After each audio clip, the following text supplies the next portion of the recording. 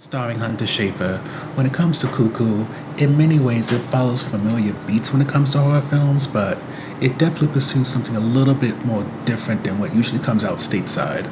So to summarize the film, Gretchen has recently lost her mom, and unfortunately for her, she's found herself having to travel to Germany to live with her dad, his new wife, and her half sister. This isn't ideal in no kind of way because Gretchen was part of a band back home. She was rather comfortable, and now she's in a place where she doesn't speak the language at all. And also, her parents, well, her dad and stepmom, are tasked with rebuilding this resort. And the person who owns the area, Mr. Koenig, I forgot how to pronounce his name already, but pretty much that dude's kind of weird.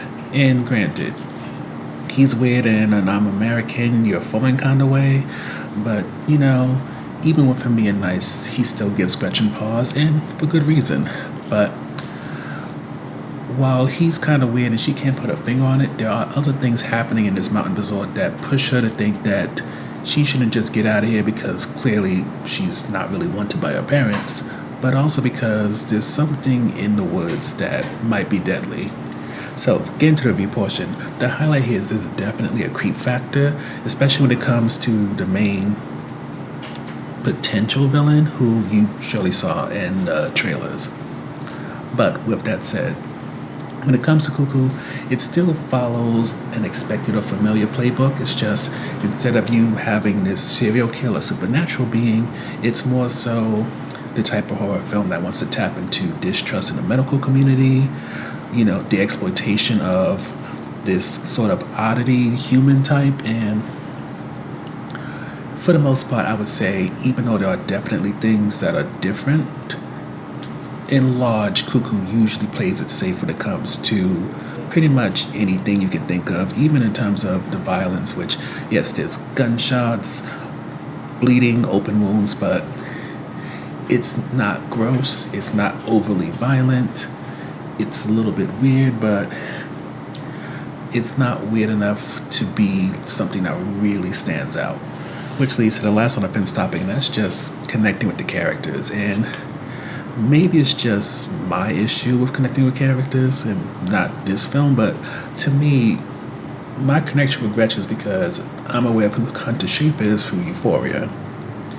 But beyond that, I don't feel like much was done with the other characters to make you feel invested in them, especially with this being a horror movie. In terms of Gretchen's parents,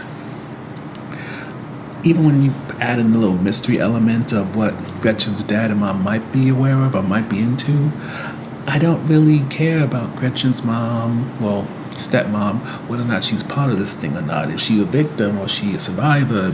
What's going on there? Never mind, is her partner somebody who set her up? Maybe he's unaware of what's going on.